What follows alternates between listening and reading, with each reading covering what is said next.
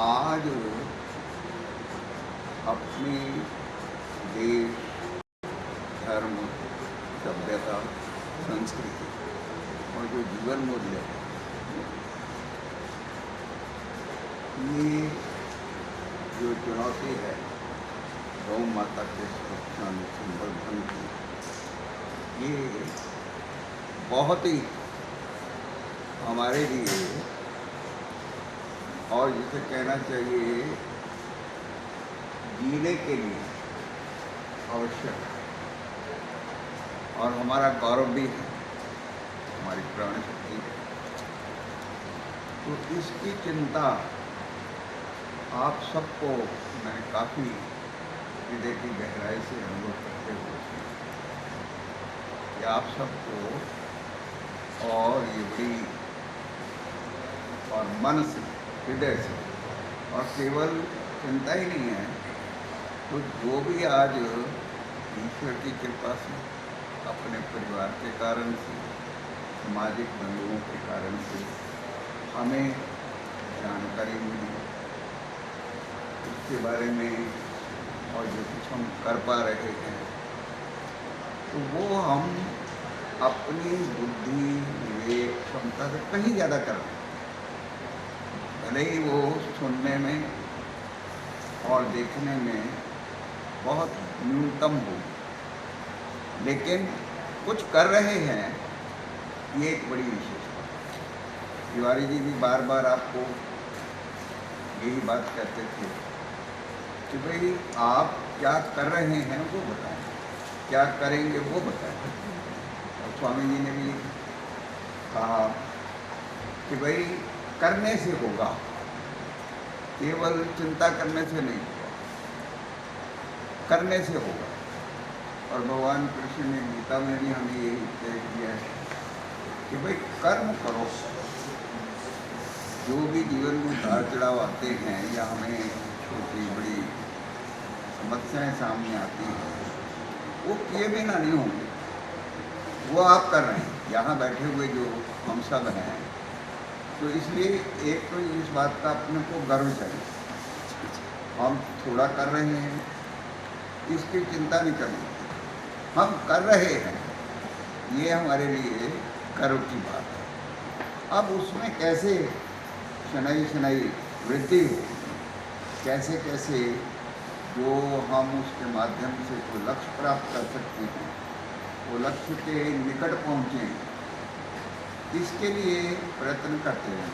और इसके लिए हम सब ने, और एक तो बचपन में ही ये कहानी सुनी होगी, खरगोश और कछुए, उसे डिटेल में मैं नहीं बताता, आपने सुना ही होगा कि लगातार काम करने के कारण कछुआ लगातार धीरे धीरे चला, वो विजयी हो गया, पहले पहुंच गया। और जो छलांगे मारते हैं, बड़ी बड़ी बातें करते हैं, करते कुछ नहीं, या फिर करते हैं तो फिर बीच में बैठ जाते हैं, कुछ खा लेते हैं, रुक जाते हैं, वो पीछे रह जाते हैं। तो जो कुछ भी करना, वो सतत करना, लगातार करना, बिना थके, बिना अटके, बिना रुके।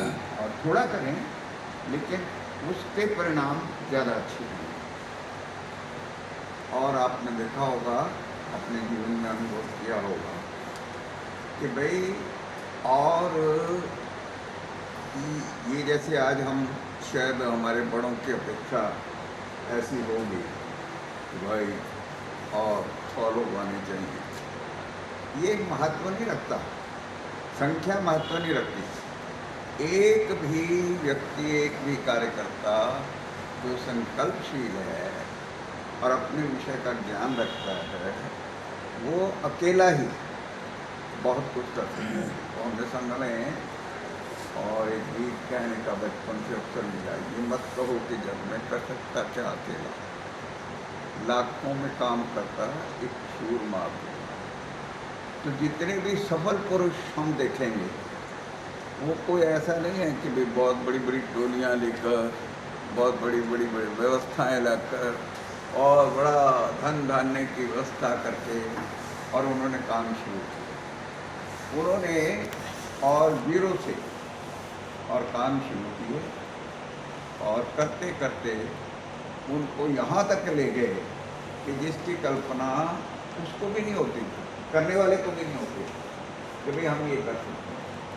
आज और राष्ट्रीय संसद संघ के 100 वर्ष हो गए हैं, तो उसने कभी भी, और जब काम शुरू हुआ था डॉक्टर हेडगेवार जी ने ये काम शुरू किया था सारा अध्ययन करने के बाद, उस समय वातावरण ऐसा था, इतना आतंक था कि हम बहुत बड़ी संख्या में होते हुए भी हम हिंदू हैं ये कहने का हम साहस नहीं कर सकते थे। और उस समय उनके मित्र जो थे वो डॉक्टर हेडगेवार जी से कहते भी थे कि भाई आप कहते हो कि संघ हिंदू राष्ट्र के लिए काम करेगा, तो ये कौन कहता है?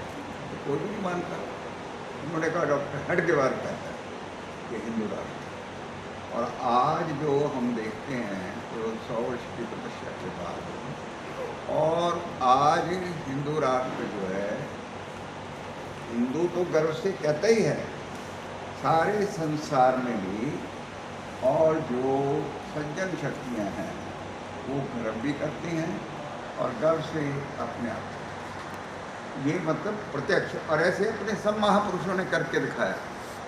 गौ भक्त भगवान कृष्ण ने भी, उनका जीवन अगर अध्ययन करें तो उन्होंने कैसे और अपने जीवन में गौ माता को अपनी हृदय से माँ मानकर और कैसे सारा उस समय वातावरण तैयार किया, ये हमें पता है।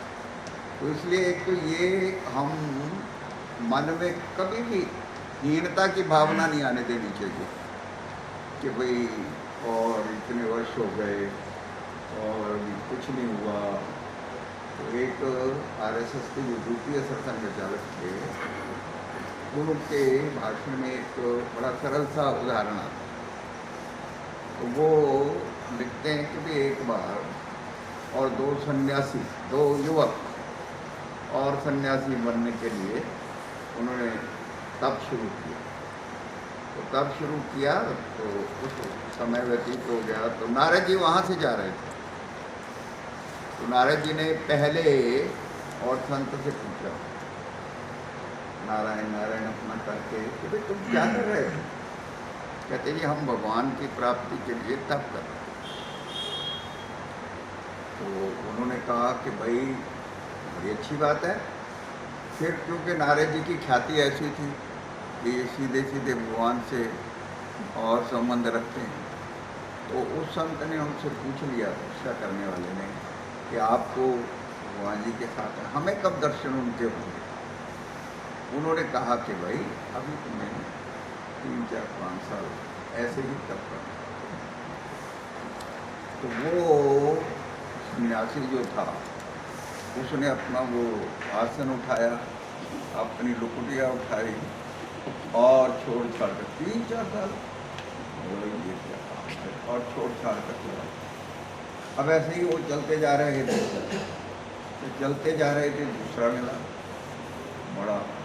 तो नारद जी के आते ही और उसने आँखें खुली और देखा भी नारद जी आए, उसने भी प्रश्न किया।